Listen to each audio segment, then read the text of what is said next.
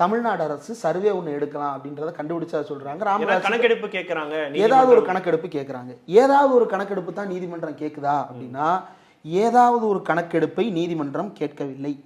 மாறாக என்ன சொல்லுகிறார்கள் அப்படின்னா, எல்லாருடைய குரலையும் நீங்கள் கேட்காமல் எப்படி இந்த சமூகத்திற்கு இந்த இது சரி என்பதை முடிவு எடுத்தீர்கள் அப்படின்ற கேள்வியை கேட்டிருக்கிறார்கள்.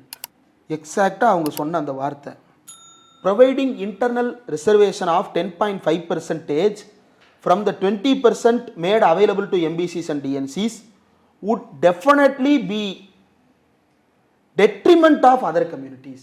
மற்ற கம்யூனிட்டிஸுடைய அழிவின் பெயரால் இது, மற்ற கம்யூனிட்டிஸுக்கு சீரழிவின் பெயரால் இந்த 10.5 கிடைக்கிறது.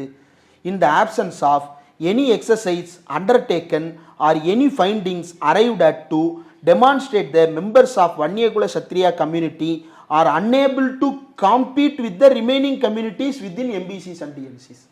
அவங்க என்ன கேட்குறாங்க, வன்னியகுல சத்திரியர்கள் என்று அடையாளப்படுத்துகின்ற 7 உட்பிரிவுகளை உள்ளடக்கிய வன்னியகுல சத்திரியர்கள் மற்ற சாதியை விட அல்லது மற்ற சாதிகளோடு போட்டியிடுவதற்கு திறனற்றவர்களாக இருக்கிறார்கள் என்பது நிரூபிக்கப்படவில்லை அப்படின்னு அவர் சொல்றாரு. அப்ப என்ன சர்வே எடுக்கணும்? எல்லா சாதியிலையும் சர்வே எடுக்கணும். வெறுமன வன்னியகுல சத்திரிய சர்வே மட்டும் பத்தாது.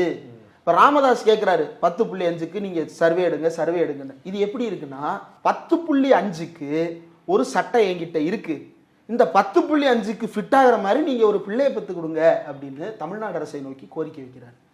நீங்கள் பிள்ளை என்கிட்ட இருக்கு, இந்த பிள்ளைக்கு சட்டை கொடுங்கன்னு கேட்டால் கொடுக்க முடியும். சட்டை என்கிட்ட இருக்கு, இந்த சட்டைக்கு பிள்ளையை கொடுங்க அப்படின்னு கேட்டால் நீங்கள் எப்படி கொடுப்பீங்க?